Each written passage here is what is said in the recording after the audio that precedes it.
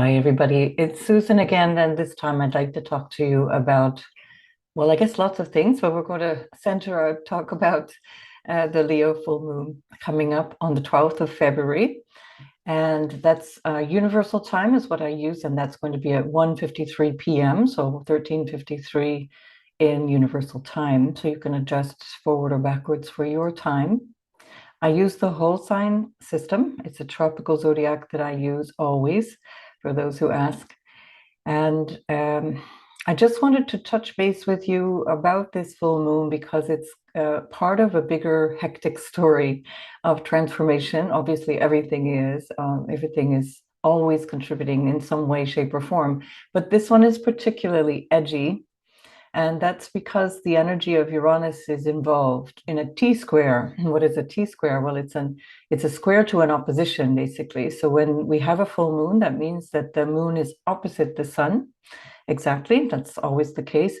And that opposition in this case is very strongly squared by Uranus, which has just slowly turned direct or it's appearing to turn direct since the 30th of January. And it's roughly at the same degree that it's been at for several weeks at the point of this full moon. So it actually turned around at 23 degrees, but it's only advanced several arc minutes of a degree, in fact. And it will take another couple of weeks before it even gets into the 24th degree. So we're looking at something that has been building and quite edgy, really, since the beginning of January, certainly since the middle of January, and it's already the middle of February. Which I find hard to believe. Each time I think of doing a video, I think, oh, I should really do a video. And then I think, gosh, it's about 8 to 10 days since I've done one. Um, anyway, this is not I don't monetize this channel, so I just drop in when I can and share what I think is really vital. So hopefully you won't. If you start to see clickbait on my titles, then you know it's time to unsubscribe because I won't be telling you about every single nook and cranny of what's going on in the sky, but just the ones that really, for me, stand out as important.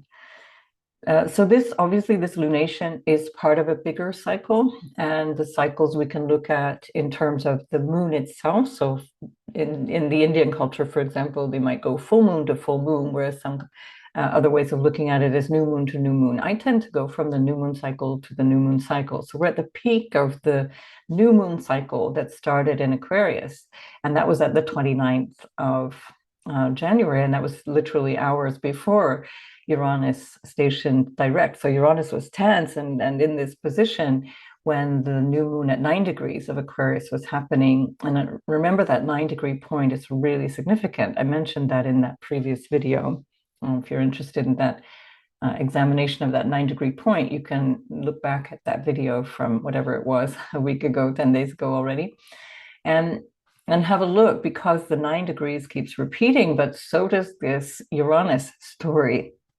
And I thought that as I wanted to talk about the feeling, the tension, and the disruption that can be psychological and social, the inner reflecting the outer always, and how we can look at that and how we can manage that. Because this axis between Aquarius and Leo is always going to be something to do with this tension between my desires and social needs or social desires. We also see that we've got Mercury, who has just met the Sun 3 days before this full moon. So on the 9th of February, Mercury and the Sun come together in a cazimi. And that cazimi also was creating part of the tension that was developing in this square action between the Sun and at that point Mercury as well with Uranus. So it's been a few days, or maybe even, like I said, a couple of weeks of a lot of disruption around information, around what people say, around what people hear, and how people interpret that. And this is where I'd like you to reflect on the deeper qualities of Saturn. And a lot of people are frightened by Saturn. A lot of people don't like Saturn. Usually it's because you haven't integrated that quality of Saturn, the maturity, responsibility, taking responsibility for your life. So people feel like Saturn is obliging something. And certainly Saturn represents the qualities of structure and things that we need to live, like the restrictions, let's say, that we need to live by, and authority figures as well. But our own authority is also Saturn. Our own, and that's my dog, by the way. If you're hearing funny sounds, she's having a funny dream. So she's barking in her dream. So I don't know what she's dreaming about. They say they always dream about their owners. So then it kind of breaks my heart when I hear her little whimpers. Who knows? So this quality of Saturn that we integrate is the thing that allows us let's say the capacity to move forward in life. I guess it was like 2 or at least a year and a half ago, I'm going to say. It must be 2 years ago now, or even 2.5 years ago. It was close to the beginning of when I started uploading videos to this channel, let's say. Before that, I was just me watching YouTube videos, or using this as a private channel to send things to my students. But in the summer or late spring of 2022, I started uploading astrology videos. And one of the earlier ones that I did was the Leo Aquarius axis, but that was for the full moon in Aquarius.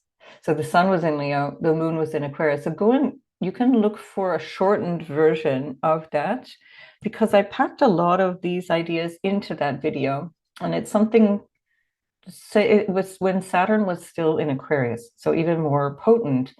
And it's called something like Saturn and the Leo Aquarius axis, or Stoicism, Saturn, and the Leo Aquarius axis. I'll post a link below and you can have a listen. Although it was specific to that full moon, but most of what I talked about was the qualities of this Saturnian energy, which we really, really need at this moment. And that is because we need to get a grip. Basically, we need to get a grip, and we need to take control in the kindest way possible, in the most benevolent way possible, of our emotional nature. And this is because what we're going to experience, what we currently are experiencing, and what we have experienced over many years already, is quite unsettling. And the first thing to wobble is the mind. And the mind is where the emotions are reflected. So the notion of what we feel comes first, and the mind interprets, and then we start to perhaps just create a loop, a feedback loop between the mind and the emotions. So we've got to get a grip of our mind. And especially because in this particular dynamic of square with Uranus, things can happen in ways that are quite shocking and quite unsettling. And a lot of that tension, if we're not reflecting on how we can manage our individual experience of life and how we interpret things going on, we're just going to be battered about in all different ways. And we see that it's almost unbearable watching social media. I really hate it anyway, but at these times, people get so easily triggered by all of the insanity that is bandied about, and especially by many world leaders, with good cause. But we won't achieve any benefit by becoming emotional and becoming overexcited, and by simply gushing and talking about it. So if that's basically gossip. You're just gossiping about what he said, she said, he did, they did. We need to get to this place where we bring our attention back to what we can deal with, what we can actually control. And it's not controlling in the sense of, that power over something, but really just in having agency and recognizing what we can have agency with and what we can't, like that serenity prayer, which is so beautifully instructive. It can be a spiritual practice only just by reciting that prayer regularly. And it's, that Lord grant me the power to control the things that I can, and not, let go of the things that I can't control. I'm paraphrasing here, pardon me, and to recognize the difference. And this discernment is Saturn. That discernment is Aquarius. Aquarius is very intellectually oriented. It's an air sign. And that discernment, where we find the sun and Mercury right now, is what we really need. It's to come back to this place of what is this actual situation, try and understand the actual situation, and how does that affect me? That's the moon component here, moon in Leo. And that moon in Leo can be extremely self-referential. That's definitely one of the qualities of Leo anyway, but especially the moon. So my kids, my life, my love, my image, my stuff. That's a very Leonine quality. And of course, we all have that to many, to a greater or lesser extent. And we definitely need that. That's part of the egoic way to operate, let's say, in society. It's this false sense of self that we need to just kind of navigate our day-to-day life. It's not the problem itself, is the association with it that creates problems. But let's just take it from this point of view of what I need, what I want, what do I feel compared to what is going on socially, or what is the requirement of the moment. And start to notice that there is going to be a greater and greater gap in some cases. In some cases, there's already a huge gap, depending on where you are and how you're going through your own life experience. But that whatever is going on at this time in February is going to be extremely disruptive. There's no way around this. And whatever this disruption brings up is also going to trigger us individually. So if we take the moon to reflect our emotional nature and how we are, let's say, who we feel ourselves to be, that disruption can be quite personal. I'll go through sign by sign and we'll look in the different areas of life that will be affecting us. But it's also, we're always a part of the bigger fabric of life. That's that Aquarian energy, which is changing. And it has been, it's no surprise, it's been changing for quite some time. And all the more so because Pluto entered into Aquarius in March of 2023 for the first time and started to really transform the way that we see ourselves in society in an absolutely massive way, to the extent that we are feeling that we're losing control. And here's where I want to bring in this Uranian story in the 11th house. And actually, I'm going to change the screen just for a moment. And I'm going to share this is a very old blog. I used to have another website because when I was teaching yoga, I had a little yoga studio and I would be teaching mindfulness and yoga. And I did astrology as well, but it was a much smaller part of what I was doing. So I used to write blogs, and now I'm spending too much time writing other things, and now I can't find the time for blogs. Maybe one day I'll get back to that. Anyway, so this was the blog that I wrote for the 14th of May, 2018. This was when Uranus was moving into Taurus for the beginning of its journey into Taurus. It finally moved in May of 2019. And so we've really had, what is that now? Almost 8 years of this story of Uranus in Taurus. And I just want to reiterate what I had written in the beginning. I'll put this link to this blog below the video for those who might want to read the whole thing. I'm just trying to find.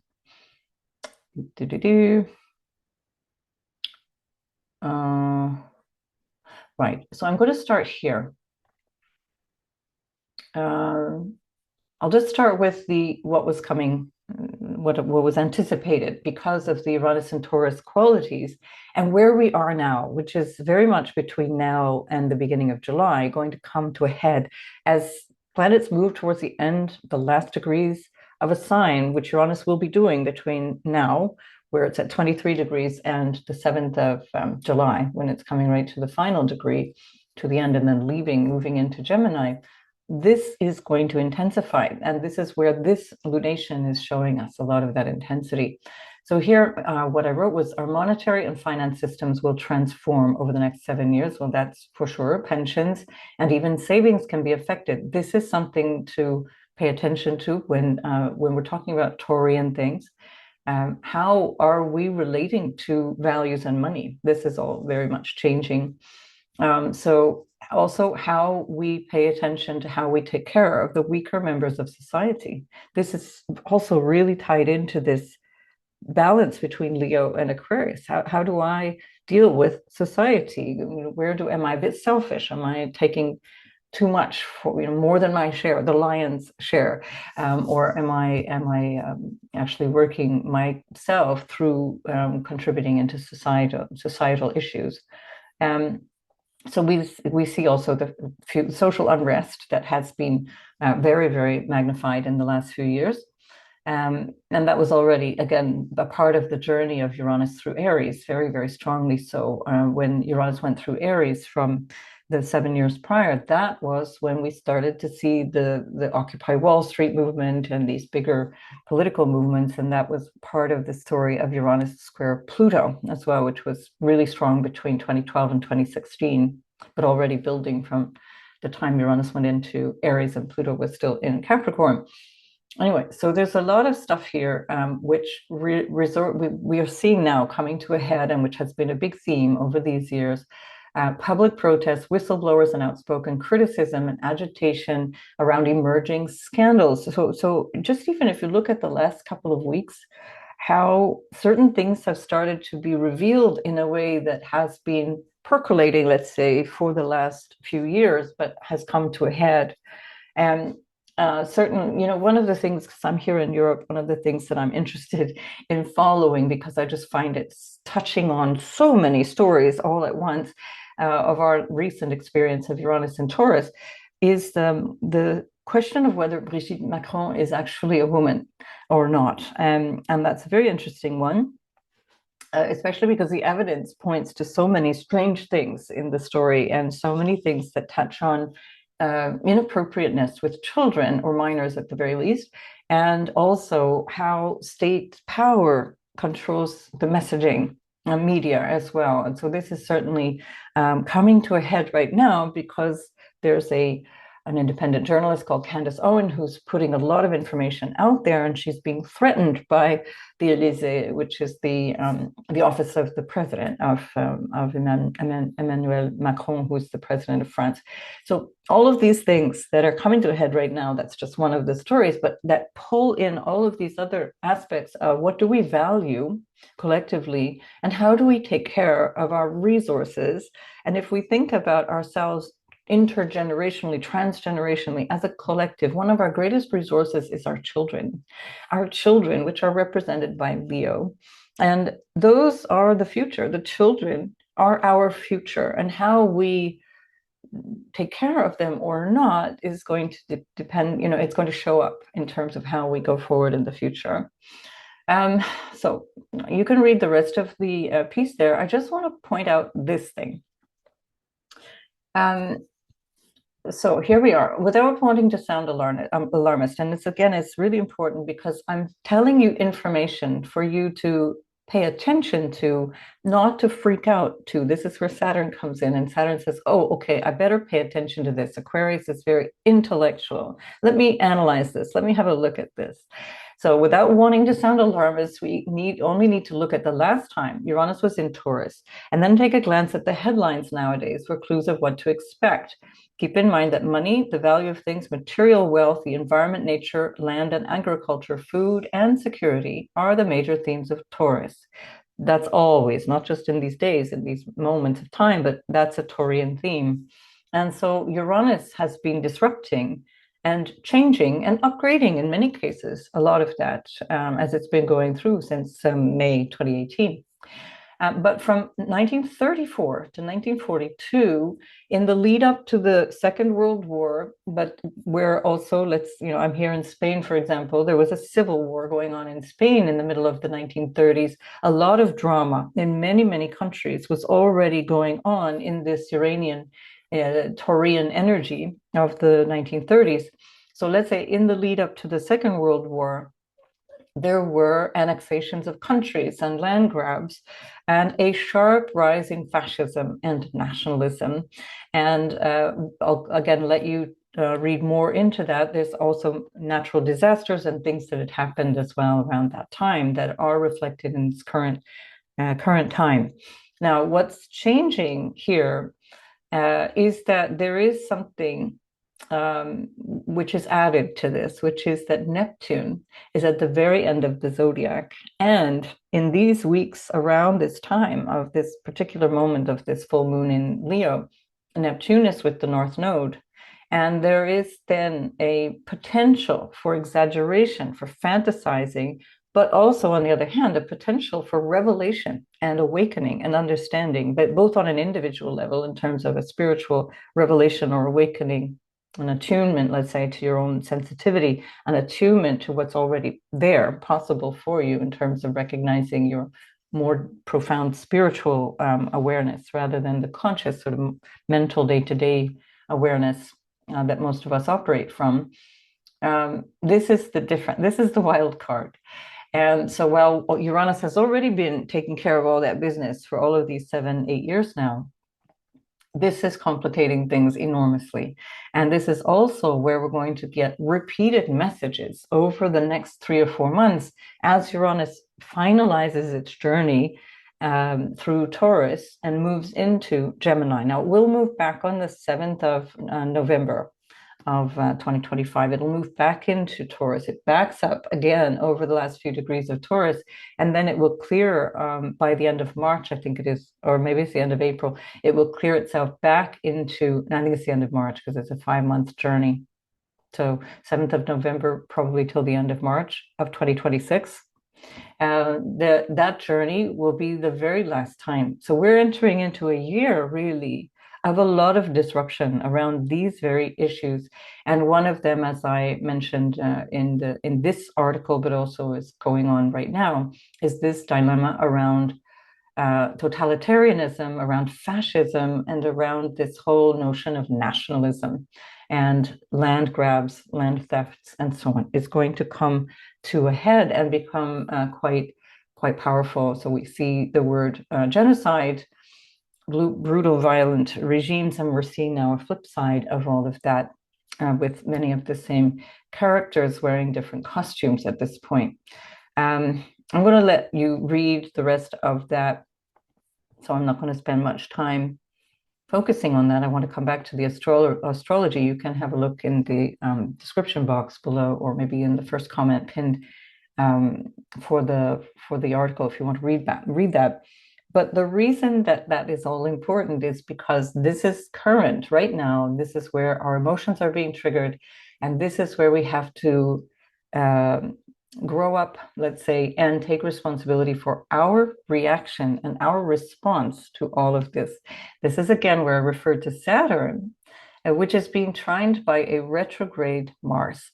So retrograde Mars in Cancer is asking us to clarify our feelings, our emotions, and how we're, let's say, acting upon them, how we respond, how are we asserting, are we overacting, are we not reacting, are we underreacting, are we only percolating and reacting from the inside and not taking action on the outside. So with the trine from Mars to Saturn, which by the way holds for much of February and March, especially because Mars itself is slowing down. It's almost exactly at the same degree that it's going to be stationing at. So Mars is barely moving in February and into March. At that 17-degree point of Cancer, Mars is going to station direct or appear to move direct as of the overnight from the 23rd to the 24th of February. But this trine is where we can really start to plan, focus, and move forward with a sense of agency, a sense of clarity on what I want. How am I acting upon my own needs, my need to take care of myself, which is Mars in Cancer, and the emotional awareness of self, which is the moon in Leo. And then also having this bigger sense of how does that affect my community or my family. Let's say the Cancer Leo dynamic is all about family, and that communal aspect is going to be there for a long time because of the Pluto in Aquarius, not just because of this full moon. But this is a really big story. It's not a small deal that what we're going through right now, because it's changing things in a really rapid way. Uranus is a bit of a wild card. It's things change suddenly, and it can be so easy to be emotionally triggered, particularly, as I say, because we've got a Mars that's stirring up a lot of perhaps anxiety or worry around our safety and security, which is another thing that Cancer represents. And there's a point at which also Mars is it's moving out now of a square, but it's still basically squaring Chiron, within an orb of square of Chiron for many, many weeks to come. And that dilemma also is about our own feeling of frailty or inadequacy, potentially. This is also where Venus comes in. Venus is ruling Uranus at this time. Now she's in Aries, ruled by Mars. And she's ruled by a Mars that is not in a very easy place. It's not a place that Mars feels confident to act from, or it lashes out again emotionally. And Venus herself is not particularly comfortable because she doesn't really like the energy of Mars. It can be impulsive, impatient. It can be selfish as well, which is again calling in that Leo moon. The fire signs have that tendency to focus a lot on themselves. And really the requirement of the day is to focus on how we can manage all of that. It's not to say that we shouldn't think about ourselves and our role in life, but how are we managing all of that? And to beware of projections, that would be the Mars in Cancer retrograde. What are we projecting outwards that we're not paying attention to? Because it's going to come back at us at the end of February and into March, when Mars starts to go direct and come back through the rest of Cancer and into Leo. So then we're going to see a lot of how all of that shaped up for us, because that same Mars is going to be ruling Venus until the end of March. And that will become where now from the 1st of March, Venus is also stationing retrograde. I've talked about that in other videos, and I'll come back and talk about Venus in Aries and Venus returns and Venus retrograding over different placements in your chart, for example, in the next video.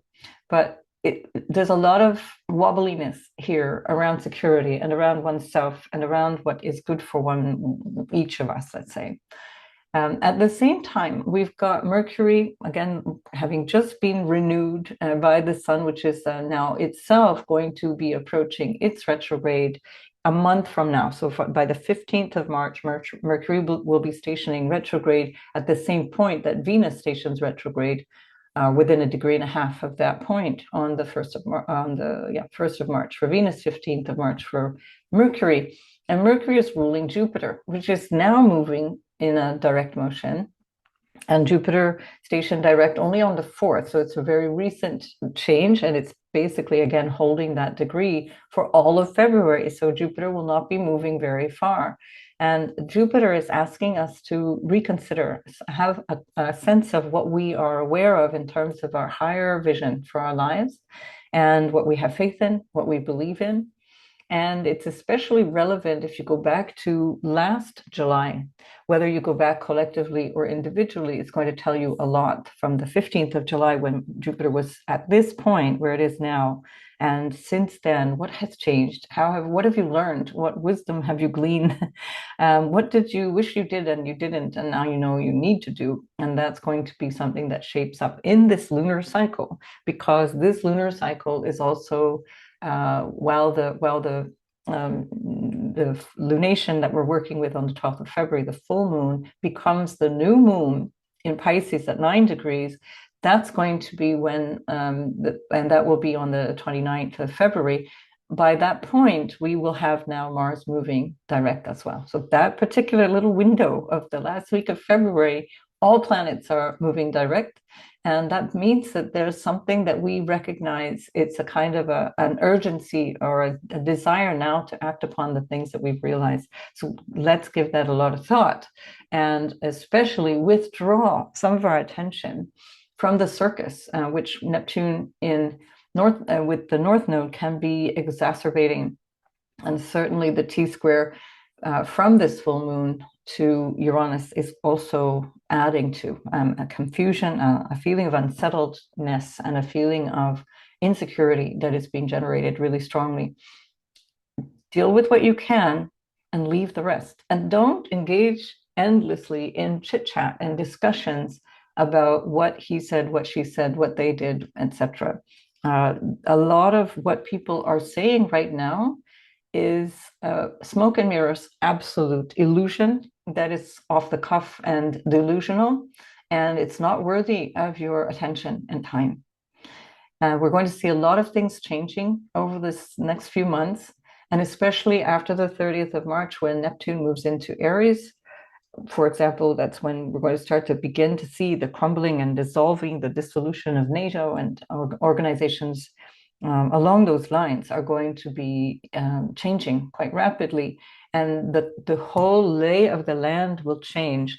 So don't hang your hat on off the cuff comments or things that seem to be um, coming with a flavor of emotionality, and especially if you're still watching mainstream media, God help you, then you just switch it off, because you're not being told anyway what is accurate. And it is designed to get you to focus in on one version of what is going on in the world that is often triggering emotion. And so notice anything that is triggering your emotions is manipulative. This for me is very strongly related to the sextile between Neptune and Pluto that's been there for a century. And so propaganda and that kind of psychological and emotional manipulation is for me part of that dynamic, and it's deliberate. So don't buy into it. If your government is treating you like an idiot, don't prove them right. So this is the thing to hold, perhaps from this moment in time. I will come back and speak about other things that are coming up now. These are the highlights for in general sense. And I'll just briefly touch on, I hope briefly, touch on the sign by sign, and we can have a look for each of you, starting with Aries. And so Aries, this full moon is happening in your fifth house, which is always nice because it's trinal to you. And it's really reflecting very much what I was just describing, which is about this sense of what do I need? How do I need to operate? How do I need to take care of myself and feel happy? How do I relate to love? How do I relate to my own sense of myself? Who am I? You're really in the hot seat in the sense of, in a nice way, I think, Aries, because you've got Venus, and then soon after that, you're going to have Mercury, and then after that, you're going to have Neptune, and then Saturn. Everybody's going to come. The Pisces party moves into Aries in the next few weeks, and then there's a little back and forth going on between now and June, but you're really going to be highlighted here. So it's a very helpful thing to reflect on that moon in the fifth house and say, what do I need? How do I need to express it? And that's especially because Mars, your ruler, is in the fourth house right now. And that is showing you what you need to feel secure, what you need to feel happy. The fifth house is showing you how you want to express that. If this is with reference to children, then it's what do I need to do for my children, or what do I want to do about children? Do I even want them, etc. This can be an entrepreneurial thing as well, because Jupiter is in your third, and that can also suggest something to do with issues around contractual things, or things that you engage in terms of exchanges of all kinds, businesses or teaching endeavors, or things that where you're exchanging information or money or stuff. And then, of course, Uranus is in your second house, and this is part of the T-square. So the T-square is coming from two money houses, as well as the fifth house, which is about how you may take a risk. And so there might be something that you're preparing for, or you're imagining that I need to do. I wouldn't do it under the influence of a full moon, first of all. And around this time, things are unpredictable. So either you're going to have like brilliant timing, and you can really jump in with that Aries bravery, or you might regret it later when Venus goes back through the retrograde, and once Mars stations direct. So it's not to say don't do anything, but when your ruler is retrograde, there's a few things that are not entirely clear to you. And one of them is this relationship to security, home, family, your emotions, and your psychology. So don't jump the gun, let's say, Aries, and reflect at this time on what to do.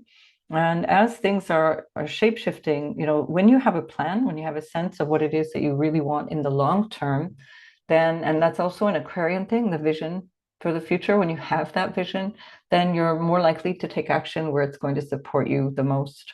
All right, good luck with that, Aries, and I'll see you in the next video.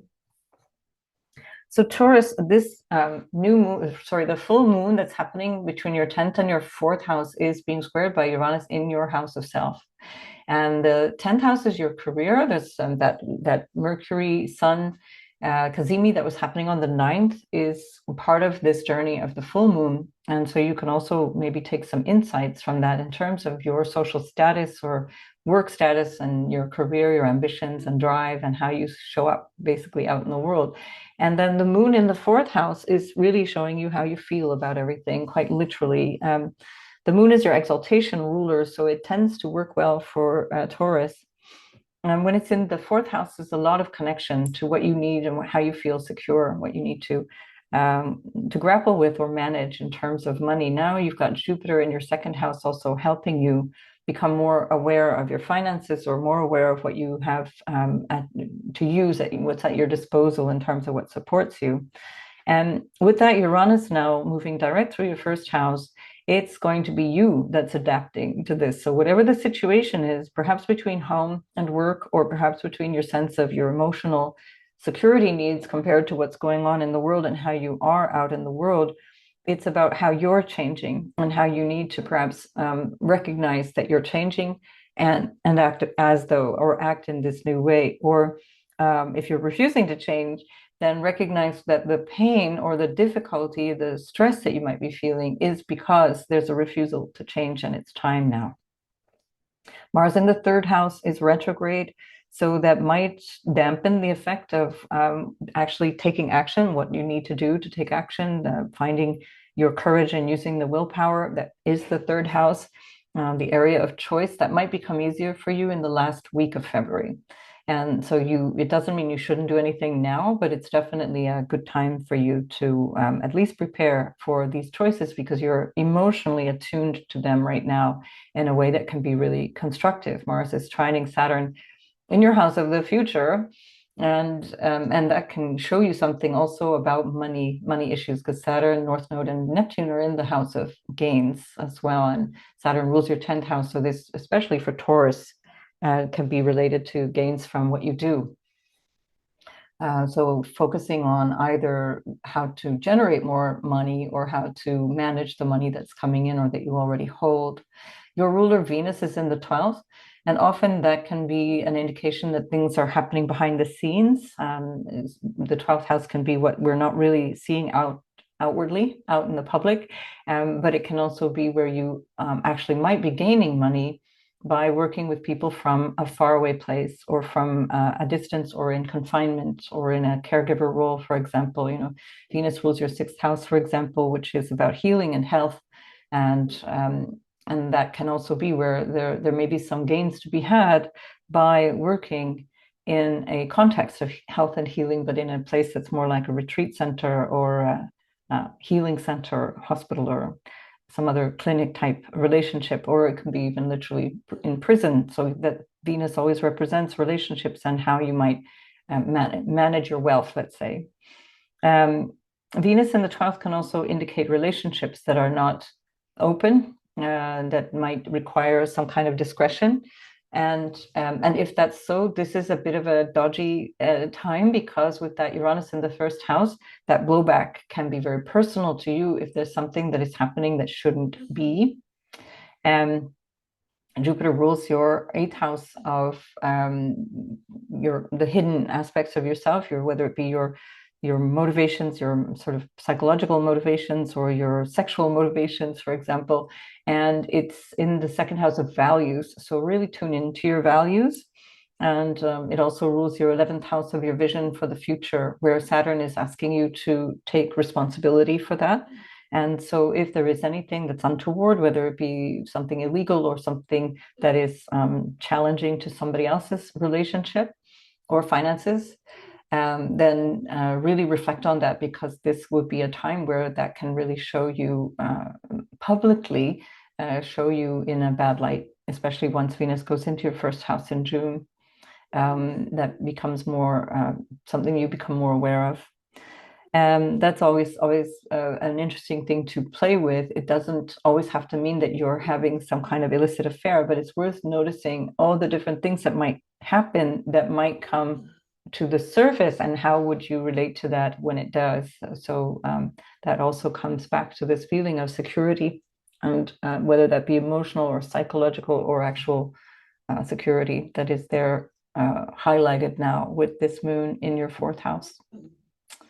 All right, I think I've said it all, Taurus. Good luck with that. I'll see you in the next video. And so, Gemini, you're having this in your third house, which is a good place for the moon. It's considered traditionally to be the joy of the moon. Because the third house is all about the mind, and the mind is reflected in the moon, because the moon is the reflection of the sun, which is consciousness. And so the moon is always taking its instructions, as it were, from the sun, representing consciousness. And especially because Mercury is also with the sun at this time, that's a really powerful image there, a powerful way of looking at this.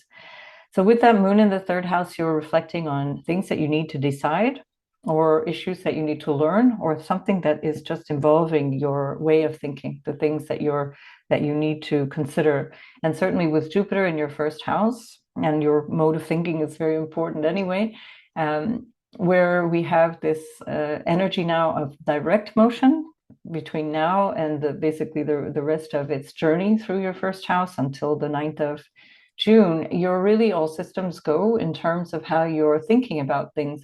But part of the response now is to recognize how you feel about things. And that's the Mars in your second house, still retrograding in Cancer.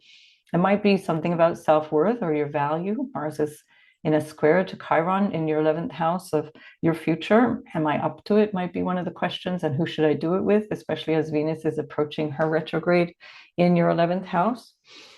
Friends and your hopes for the future and your associates. And your ruler, Mercury, is up in the 9th house where the sun is. And that's a big focus at the moment, where it just was going through its rebirthing process. And in a square to that, Uranus in your 12th, of understanding your hidden motivations, or your sense of the unconscious motivations, or the way that you experience yourself.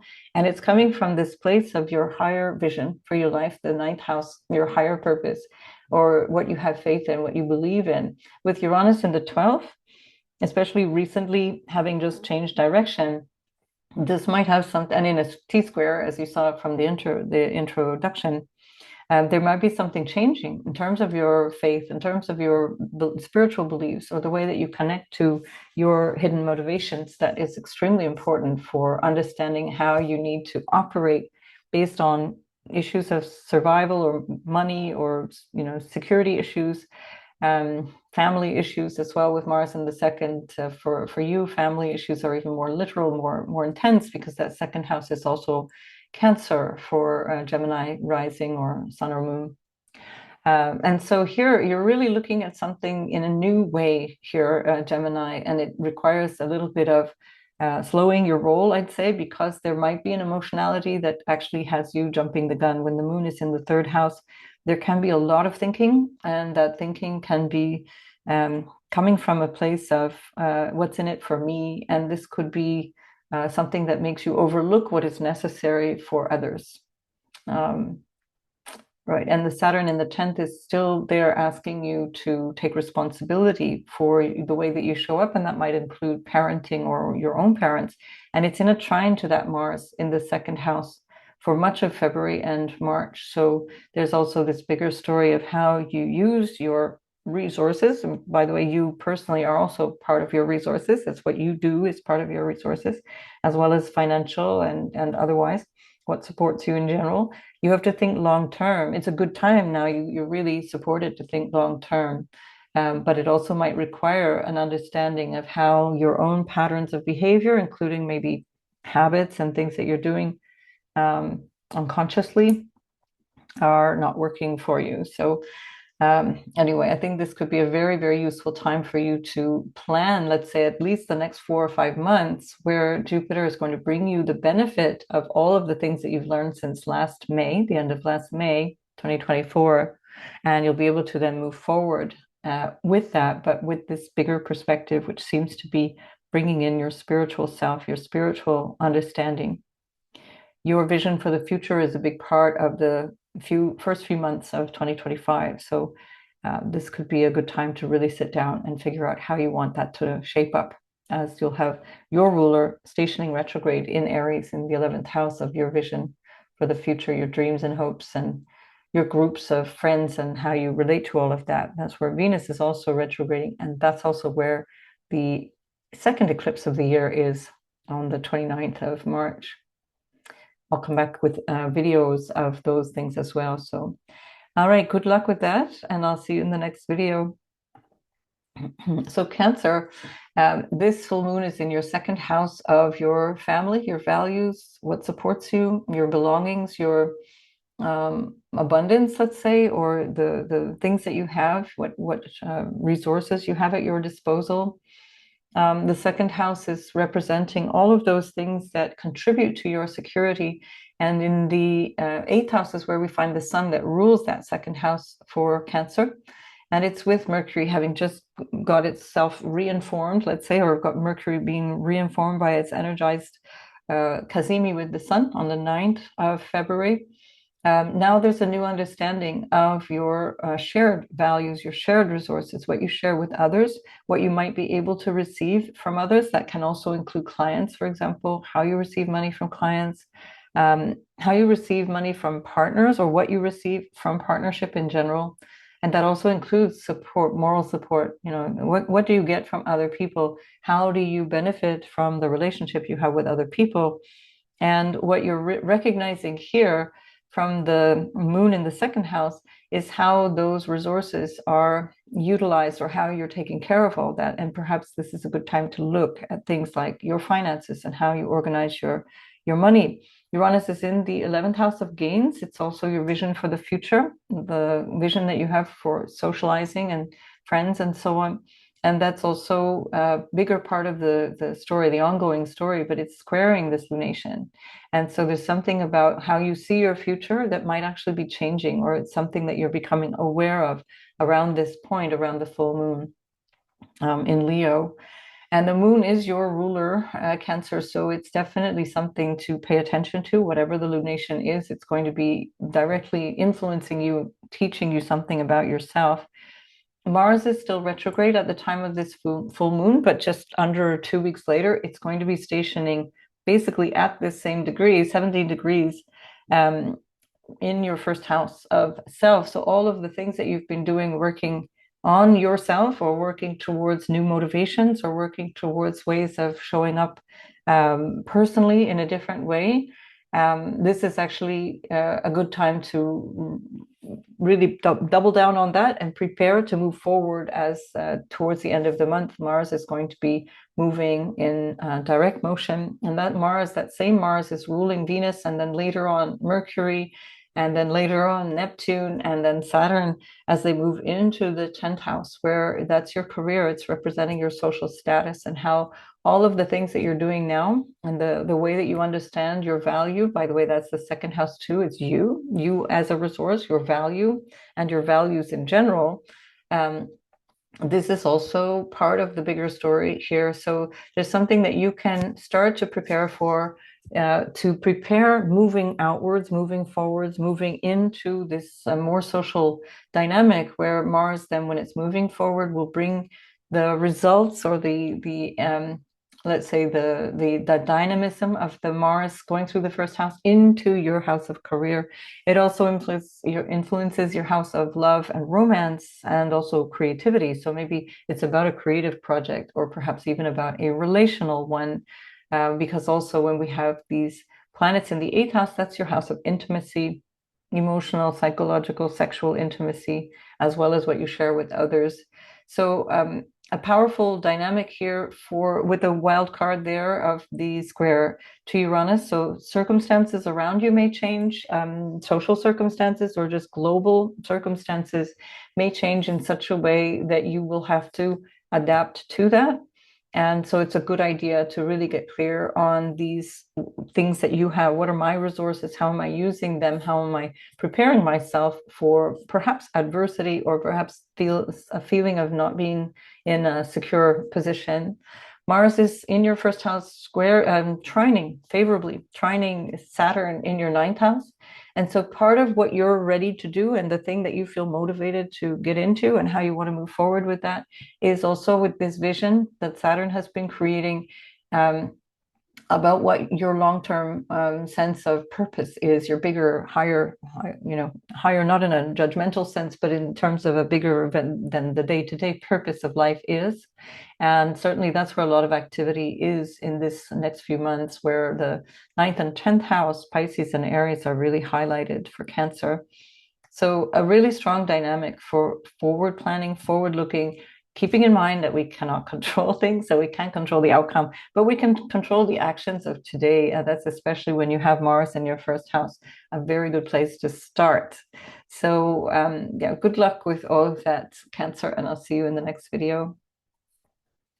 So Leo, this is your full moon, and when the moon is highlighting yourself, then you're really paying attention to what's in it for me. Literally, it's not necessarily a bad thing, but to see how you are, how am I shaping up, how are things going?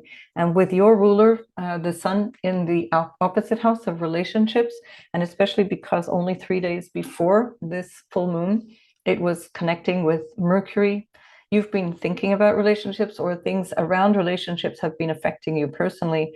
And this is a good idea now to reflect on that, as Mercury is just giving you now these insights and this idea around all of how that might shape up.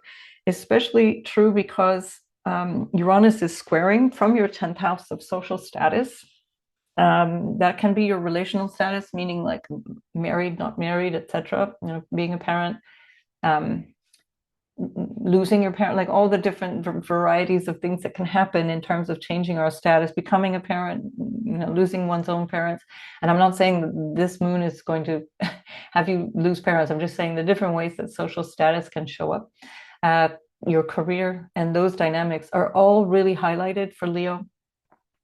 Really some kind of dynamic change, but that is not necessarily unknown to you, because although Uranus brings us surprises, it usually is something that we already know. It's already kind of down the pipeline, but it's just now that it's really showing up, and it's really time. And then there's this kind of a feeling of now, and this, especially for Leo, I suspect is part of this particular moment in time. It's kind of a feeling of now, this is the thing I want, and it becomes much more clear.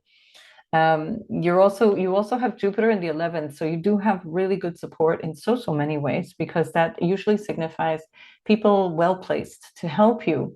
That can be like somebody who's a friend or a friend of a friend, and through social connections, you might get support in what you're trying to do. That's going to continue until June. So it's a really good opportunity to be social, to reach out into society, and to ask for help if you need it. That's another important thing to recognize, that we can actually just ask for help. And so we have also, with this Mars in your 12th house, perhaps some sense of not being sure how to take care of oneself, or to deal with issues that might be disrupting your peace of mind, or your psychological state, or your just things that are not really easy to talk about openly. This can also be stuff at a distance, people or family, friends, clients even, that are at a distance from you. And with Mars there in the 12th house, there may have been a need to rework your relationships with all of that. Where you recognize that there's certain people that are not necessarily supportive of you, and it's just worthy of taking note of that you become more cautious or aware of how that influences you. And that includes yourself, by the way. The hidden enemies, it's not just people outside of you, but it's within you. How are you your own worst enemy? And so these are bigger stories that are continuing in a longer arc, where Mars has been there already since September, moving back and forth.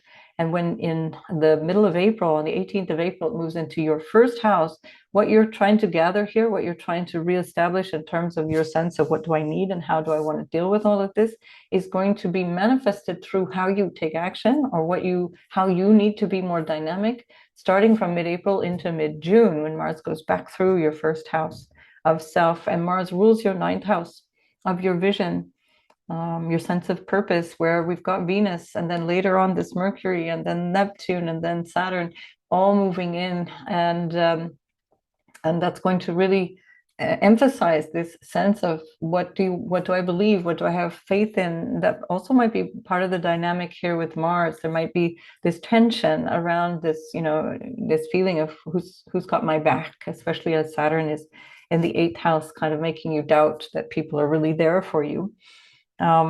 When Saturn leaves, by the way, the 8th house, it will definitely improve. That you'll feel qualitatively more at ease, more supported once Saturn goes through the 8th house. And so this perhaps this is another option for you right now, to reflect on how I can really get serious about all of those ways that I need to rely on myself. What do I actually want and need? That's that moon again in your first house. And how do I want to go forward? And certainly Jupiter in the 11th is giving you a really positive vision for your sense of your future. You've only got another 4 months or so of Uranus going through your 10th house. So your career, your social status is going to change dramatically. This will continue really right up until the last minute. And that last minute means really this time in 2026, when it's kind of like the end of March, I think, that Uranus finally leaves your 10th house for good.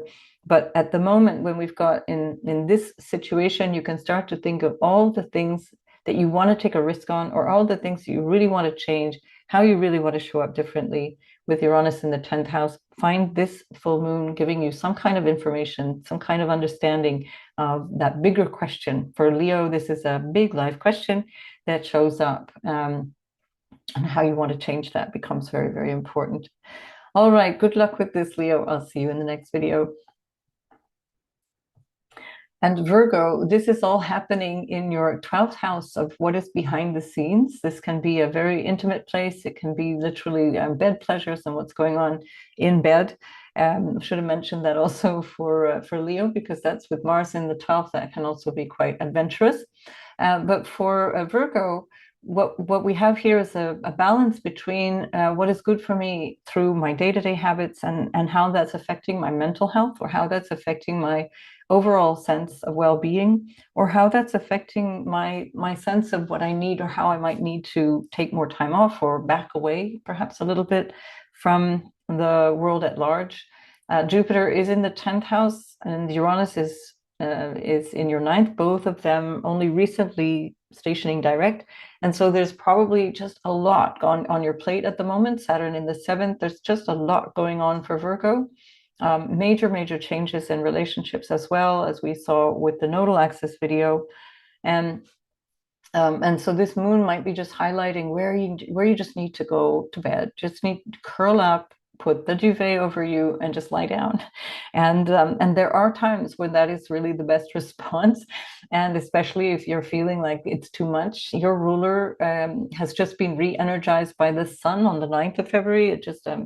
That's considered a Casimi, a deep conjunction, when Mercury passes into the heart of the sun, which happens 3 times a year. So it's not too extraordinary, but always important for you, Virgo, because you're ruled by Mercury.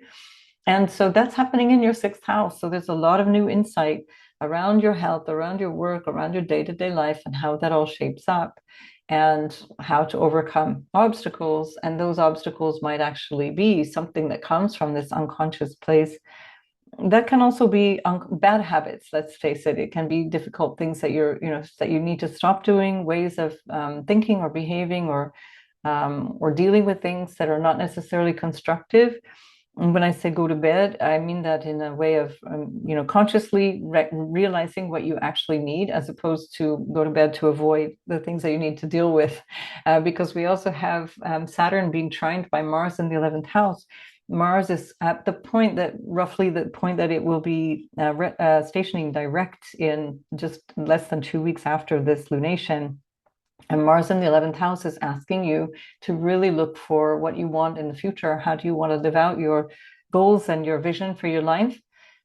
What kind of dynamic do you want going forward in life? How do you want to engage socially? This might be part of the wanting to get under the duvet, whether it be with one person or to get away from everybody. But certainly there's going to be a lot here that you understand unconsciously, and also especially because there's a lot of activity coming up between your 7th and 8th houses. And so there's all these bigger questions of intimacy and what you receive from others. So Virgo, often there's an overgiving, that you tend to give more than you receive. But at the same time, there's a kind of a constant sense of dissatisfaction that is very familiar to Virgos. And that can be something that you become aware of, because the 12th house is also our connection to our unconscious and our spiritual sense. And so it's a good opportunity for you to really see where there's just that general flavor of dissatisfaction that dampens your capacity to just experience your life and enjoy your life. And this could be a really great moon to reflect on, to meditate on all of those things that might be holding you back. there is this square from the lunation to Uranus in your ninth house. So part of this moment in time is about recognizing what needs to change going forward, how you want to change your sense of your purpose, what stands out as important to you, again, in terms of faith or what you understand about life itself, the meaning of life, as it were. And that's quite a dynamic thing. It can be a very deeply spiritual moment, actually, for Virgo. And so, especially because you're going to have this very strong retrograde action from your eighth house, accompanied by Venus also in retrograde, an unusual pattern that doesn't repeat often. And then going back and forth over the North Node, there's a lot that's going to be changing for Virgo. You're one of the signs that has the most impactful change coming up in the next few months. So reflect deeply on what you truly need, how you're taking care of your well-being. Are you more anxious than you need to be? Are you taking care of things by taking action? That's that Mars also in the 11th house. Or are you just sitting and fretting about it? This would be a time to distinguish between the two and do what's best for you. Okay, Virgo, see you in the next video. And Libra, we have this happening in your 11th house of groups and friendships and associations and the people you hang out with. And this is a really nice place to have the full moon because you're realizing something about your vision as well, something that you're recognizing. Maybe this is also about your gains from what you do, how you're recognizing what you gain. And that gain can be financial, or it can be something that has to do with your what you gain from other people, how you benefit from socializing, how you benefit from other people. I don't mean that in the way of taking advantage, but quite literally, how do other people influence me in a way that's helpful for me? And is that what I want? And Venus, your ruler, is in the opposite house, so the 7th house of relationship. And this will be a longer term dynamic. It's something that holds for the next 3 months or more. And as Venus is going through this 7th house, it's a part of the bigger story of the dynamic of how you see yourself and your role out in the world. With whom are you engaging in roles out in the world? Mars ruling your 7th house is in your 10th house. And so there's quite a lot of action that you're contemplating or perhaps working behind the scenes to get, to manage and to sort out. Your ambition and your aims and your drive is kind of revving. The engines are revving, but that within 2 weeks after this full moon, but well before the new moon of the 29th of February, Mars is going to be moving direct through your 10th house and starting to show you what's been going on, what's been developing since October, and how you might want to go forward in either a relationship involving marital status, for example, or in a career move that's really important for you. Part of this dynamic is where you see yourself, how you express yourself, and your vision for what makes you happy, let's say. And that's because we've just had Mercury in the heart of the sun. That's called Cazimi, when they come to a tight conjunction and Mercury passes through the sun, which is part of that whole retrograde cycle of any planet, but especially Mercury, which does that 3 times in the year. And as Mercury is with the sun, it's just now in its recharging phase for the cycle that will take it into a retrograde in your relationship house by the 15th of March. And so this story that Venus is starting to tell you here, your ruler, Venus, all about relationships, all about how you fit into relationships and what you want out there in relationship land. That is all going to be informed by what's going on over the next, say, 6 to 8 weeks. With Mercury going to be going through that retrograde motion along with Venus, and then going back in your 6th house. This can be about work specifically, or health, or your day-to-day stuff, your day-to-day habits. Yeah, that Mars in your 10th also rules your 2nd house of income, money, how you manage your money, as well as your 7th house of relationships. So if this is about career, there may be something that you need to renegotiate or to take action on that actually improves your gains, which is where we find the moon, which is the ruler of your 10th house. So you might need to step up and renegotiate a contract. North Node and Saturn are in your 6th house of contractual relations as well. Jupiter is moving now direct, which is much more supportive for you overall, because it always is in this trinal relationship. As long as it's there in your 9th house, it's trining yourself. Libra. So it's helpful either way. But now that it's moving forward, it's going to bring you more clarity, let's say, in terms of how to reach out into your faith, what you believe in truly, what philosophy of life is guiding you, what your vision is for yourself. Why am I here? What is life all about? And that's going to help you right through till the 9th of June when Jupiter moves into your 10th. So how you're preparing now is going to be influenced, or it's going to be, let's say, a big part of the story from June onwards until the end of June 2026 in terms of how you show up in the world, your social status, your career, your marital status, and all of those bigger ways of showing up socially. Literally, how do I step out the front door? So this dynamic seems quite complex. It can be about work colleagues or intimate ones, or intimate partners, rather, business partners, life partners, colleagues in general.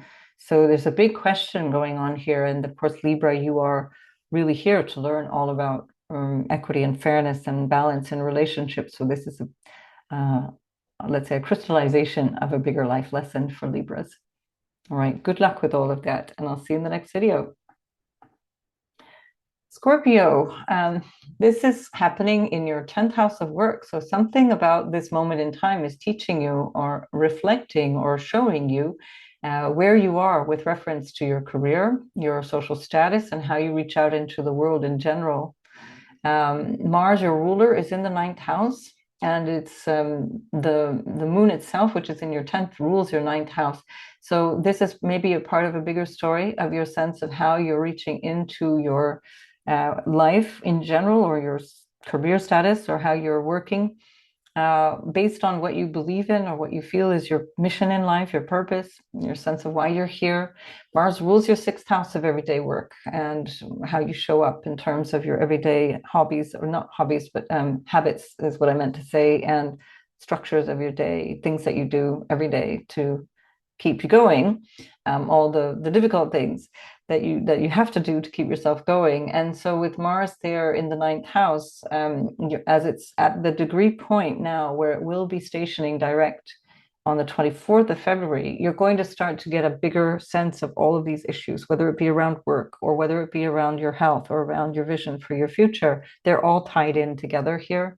And because the Sun and Mercury now are in the ground floor, let's say the bottom, the basement of your chart, or the foundation of your chart, whatever this is that you're seeing about your 10th house and your status, your marital status, your career stuff, and all of that bigger aspect of your life, the outer aspect of your life, it's somehow grounded in some new way of seeing or understanding your what you need for support, or your support network or foundation, whether that be through your family of origin, or property, or even your emotional and psychological foundation.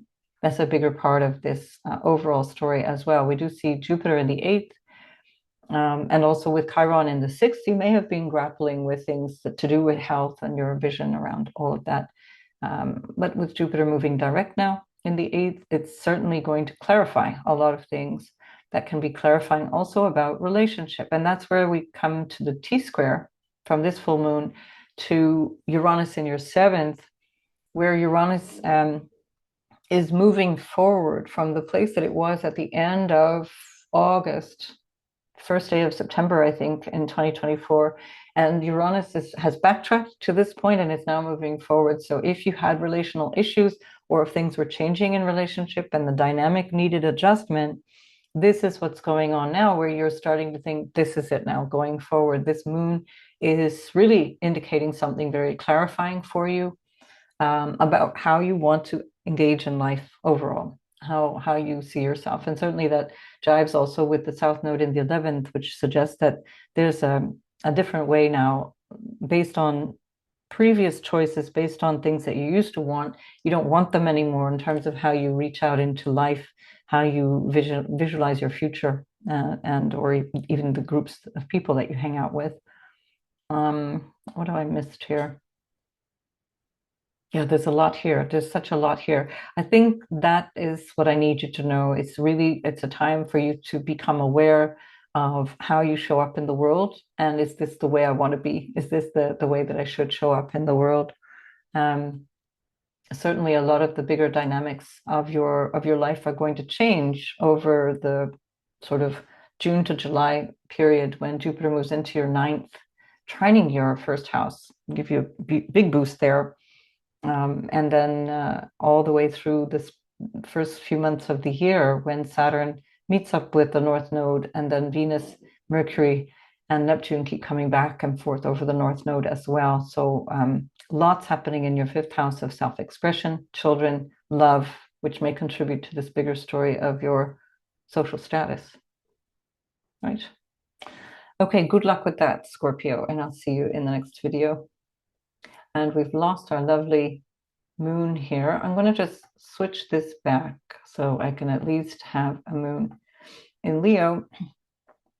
Oh, that's not going to work, is it? All right, sorry, folks. I'm going to just wheel ourselves back just to keep the moon in Leo, just so that my...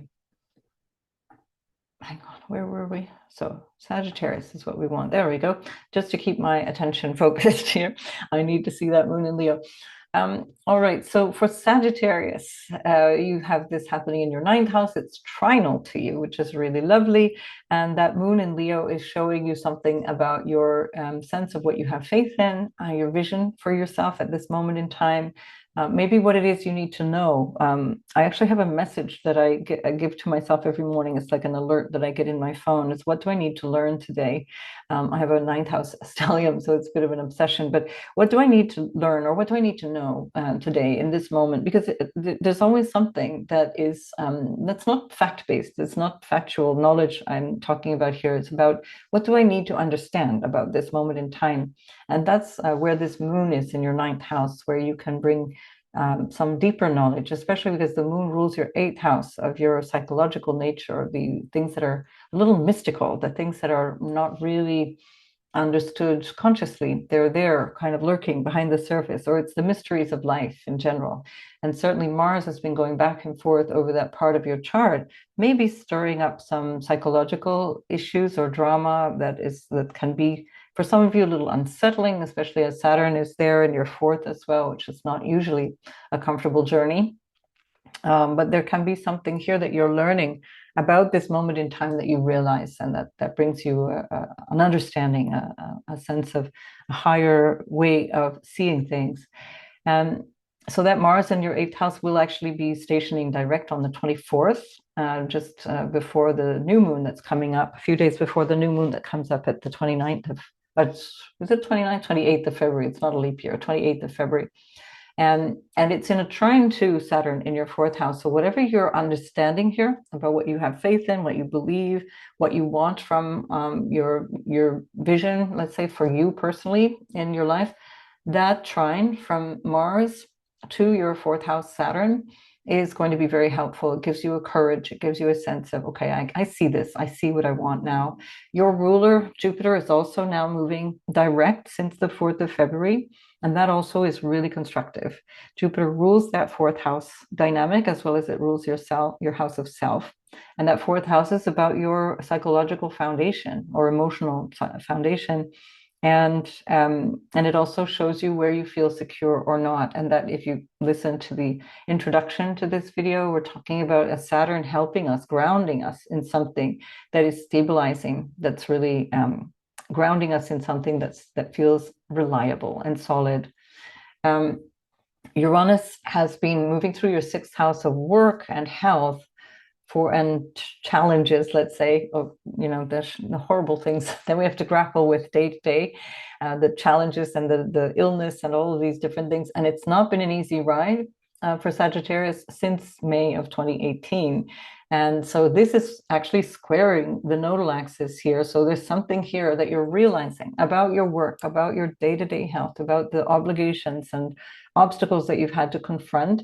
And this is now a bigger focus of change, and that can change your dynamic or the relationship around those things in a really powerful way, so that you can allow yourself to make adjustments to your everyday, or make adjustments to your health regime or to your overall health. and based on this higher vision that you have for yourself and what you decide is the meaning to your life, the purpose and meaning of life. And this might be that you're starting to feel your way forward into a higher purpose for the work that you do. So this can be a really constructive use of that Uranus and say, well, I'm ready for this now. I'm ready for this to change. And even to the extent that you say, well, my work can actually be in a Uranian way, very revolutionary, that I can actually bring about some kind of change by doing what I do in a new way. So a very nice time, very dynamic time. Venus is going to be retrograding in your fifth house, as well as Mercury. Mercury has just conjoined the sun in your third house. So definitely something to do with your way of thinking, your way of understanding things. So the fifth house is also, aside from love and your relationship, your love, romance type relationships or relationship to children and creativity, Venus in the fifth is also about your intellect, how you're using your intellect. And certainly with all this dynamic here with Mars in the eighth and then the Cazimi with Mercury in your third house, there's a lot of really constructive ways of using your intellect. Mercury rules your 10th house, and that can give you a vision where the day-to-day stuff is changing, give you a vision for your career and set you forward in terms of ambition, because that's for sure changing. Of the 11th house, I'm sorry, the South Node having just come from the 11th into the 10th, you have a different vision now for your career. It's changing. No longer it's about that. It's about something else, where the North Node is moving you into more attention into what you need personally. Right. I think I've covered all the bases here. All right. So Sagittarius, make the most of this full moon. Get all the juice you can out of it from the insights and your vision for yourself at this time. I'll see you in the next video. Capricorn, this is happening in your 8th house. So there's a part of you that is more aware or becoming aware of how either you're engaging intimately with other people, whether that be emotionally or psychologically or sexually, or it's about something to do with your own relationship to yourself, your psychology, your family stuff, family stories, family secrets, your psychological nature. And the 8th house is everything that you share with another person as well. And since the moon rules your 7th house, it looks like there's something here that requires some reflection. You've got the sun in your 2nd house of money. Pluto has just also spent the last 2 years moving in and out of there. It's now going to be there for the next 19 or so years. And there's a focus here with Mercury on on the sun now, having just re-emerged from the heart of the sun on the 9th of February. Mercury maybe gives you new insights around money, around resources, around how you share that with other people, especially in the context now of this full moon, how you earn your living, and what resources you need or want to manage at this time. It's been squared. This lunation is squaring Uranus in your 5th. And that's an energy of risk-taking. That's certainly been part of the dynamic for Capricorn. Capricorn tends to take very limited risks because, of course, you've got Taurus on your 5th house of risk. So Taurus is a fixed sign. It's very security conscious. And that's why Capricorn doesn't like taking risks. But we've got then Uranus having forced you to take lots of risks and forced you to change your way of looking at all of that. How do you reach out into what makes you happy? Your connection to your children, potentially, or the notion of children. Or you might have had projects of artistic or creative endeavors, which is also strongly indicated, at least by transits right now, because the 2nd and 3rd house, these very skills-based, artistic-based energies are very strongly highlighted now. That can also be part of this bigger story for Capricorn. Mars is in your 7th house, and it's currently at more or less at the degree that it's going to be stationing direct in on the 24th of February. So the tension or the pulling back and forth in the dynamics with business partnerships or even your life partner is going to be resolved by the end of February. And that will have an impact certainly on your overall gains and how that might bring a sense of security or not, because Mars rules your 4th house of what makes you feel secure. And it also rules your 11th house of gains. So whatever you've been negotiating here, potentially, especially with Jupiter in the sixth now moving forward, it's improving your circumstances, or it's going to, let's say, create more of a settled feeling in terms of that whole bigger story that has been strongly impacted, certainly since last summer. Right. So Saturn, your ruler, is in the third house, and it's trining that Mars. Mars is actually doing the trining. So Mars is trining that Saturn, and it's basically holding this trine through most of February and into March. That's really solid planning energy. So Saturn is in the third, saying let's get serious about our short-term goals, how we want to make this decision, how we want to deal with these factors, how we want to communicate around that. What contract do I want to sign? What don't I want to sign? How do I want to deal with all this stuff? The one thing to be aware of in terms of that, in terms of communication and so on, is the potential for lack of clarity around communication, which is the Neptune North Node.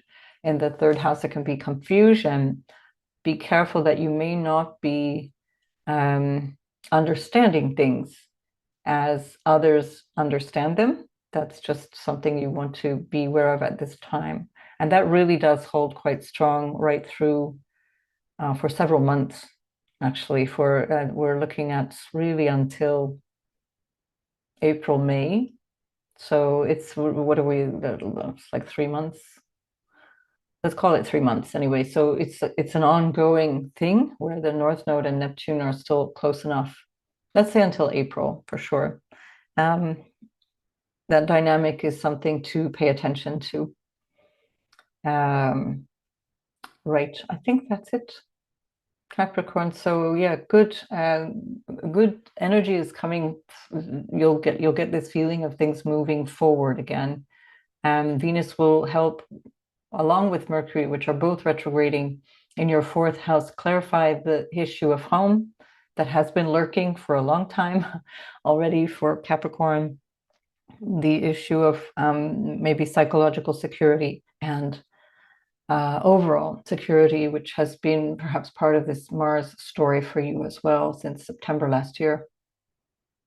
So that's going to, yeah, I'll come back in another video. Otherwise, we'll just get into too many reads and I think it's not helpful anymore unless I see your natal chart. So good luck with that, Capricorn. I'll see you in the next video. And Aquarius. So we've got this full moon happening in your seventh house of relationship. It's very important for you because it's in your axis of self and other, and you get this energy of reflection of how relationships are reflecting back on you. This is a big part of the story for this season, for this moment, because you've also had Mercury in the heart of the sun on the 9th of January, just before this full moon. And that's giving you information or helping you understand something with insight and clarity. And both of those things, both the Mercury cazimi as well as the lunation itself, are in a square to Uranus. So insight is the word. It's something that you might understand from the deeper depths of your psychology and trying to understand things coming from intuition, information that you're gathering through your intuition. Definitely listen to your intuition these days, Aquarius, especially as the South Node, the most spiritual aspect of our chart, is in your 8th house of your unconscious, or let's call it psychology. It can be things that you're aware of, but that you don't really want to look at. The South Node there can make you more keenly feel those things. This is also where you're starting to sense your ruler in the second house. Saturn is in the second house now, moving forward, and soon enough, within the next couple of weeks, it's going to be moving beyond the degree point that it stationed at last year, and it got as far as 19 degrees. God, was that June already last year? It just feels like forever. No. Where was it? 19 degrees is where it stationed retrograde. Yep, in June last year. So this has been quite a long journey. That's why Saturn takes forever to go through houses. It's 2.5 to 3 years. It feels like a lifetime. And so as it's been moving back and forth, now it's going to start to move into new territory. And as it's doing this shifting, there's something about your day-to-day life that you're planning or hoping to plan and feeling like you're really ready to do something about. Because Mars, when it's trining Saturn, which is in your second house, so issues around work, money, the stuff that makes you feel that you've got something tangible, that you've got something you can use. They're really, really important for you right now. And then after the 24th of February, when Mars is moving direct through your sixth, that becomes like, okay, I got this. I know what I need to do now. And because Mars in the sixth works really, really well, it's overcoming adversity. It's the action I will take to overcome adversity. So that's actually really favorable. You want the malefics in the sixth house. You want them because it gives you true grit. And anyway, you've got Saturn as a ruler, so you're more than prepared to deal with adversity. And so, yes, Saturn also the square to that, your modern ruler, Uranus. I prefer to work with Saturn because I find it more clarifying, but Uranus, for some of you, is your ruler, and it's squaring this axis. And Uranus has been in your fourth house of home, squaring your house of self from the place of home and your family of origin and your lineage and your psychological and emotional foundation, aspects of security, and that has been shaking that up since May 2018. And now with Uranus going forward, it's going to complete the whole of the fourth house by the 7th of July. So what you're going for now, as you start to understand something about your dynamics in relationship, or how you see yourself reflected in others, how you see whether that's good or bad for you, this is something that you're starting to recognize now is going to change the way that you see your foundation in life. It's going to either literally make you decide to move or change what home feels like, or it's going to help you change from the inside out and help you understand how that dynamic also can actually bring you more courage, more of a sense of what you need in the long run, because that foundation of your life is the thing that allows you to take action out in the world. So getting the foundation of your psychological, emotional, and even material life solid, which Uranus has been doing, perhaps asking you to downsize and simplify and go into a much more streamlined life. That actually is going to bring you a lot more freedom. And that, by the way, for Aquarius is very much what you're here for. So that sense of freedom. So that could also be part of the message of the moon there in Leo. To what extent am I able to find the freedom I need in relationship? That can be part of that bigger story. Jupiter is in your fifth house now, moving direct. So if there is a story around children or love affair or a passion project of some kind, this is also going to you'll start to see that surface and it'll come forward. It'll actually manifest something. And that's what currently Mercury in your first house, having just conjoined with the sun, is ruling. So whatever the information here is that you are getting personal to you, how you want to think or understand these things, then that's going to inform this Jupiter in your fifth house. Quite helpful. I think that's it. That's most of it then for Aquarius. And I wish you a lovely full moon. And I will see you in the next video. So Pisces, this full moon is happening in your sixth house of everyday work and showing you also perhaps aspects of your health or absence of health, depending, that you need to attend to. So there may be something here that you're realizing has to change. The everyday life aspects are teaching you something about how that's affecting you, or how your behavior or how your choices is being affected by the everyday struggles or things that you need to grapple with. And that is being reflected by the 12th, the moon is reflecting the 12th house sun, which is showing you something also about how you operate behind the scenes when people aren't looking, what habits you maintain. Are they helping? Are they not helping? What relationships or what activities do you maintain? Are they helping? Are they not helping? This can also be something to do with your spiritual connection anyway, because it's your Pisces. That's one of the things that makes Pisces so spiritual, is because Aquarius is on the 12th house, and that's a sign that represents the sort of angelic realms, the spirit realms in many ways. And so this is part of the dynamic also that Pluto is entering into, creating a longer term, more Piscean energy for you through the Aquarian energy. And so this, now we've just had here a Mercury cazimi with the Sun on the 9th of February. And that is informing you or giving you information that might be almost what you could describe as psychic or spiritual, or otherworldly. Could be coming from ancestors. That 12th house energy is also ancestors, people you may have known or not. It's like spiritual guides and angelic guides, and this kind of thing can also be there. So this intuition is heightened at this time, can be refined if you really sit quietly and try and listen in, especially as Jupiter is in your 4th, which is also referring to your psychological foundation in life, can be really, really helpful. You have Uranus now moving direct in your 3rd house, and that's in a T-square from the moon and the sun, and even that Mercury.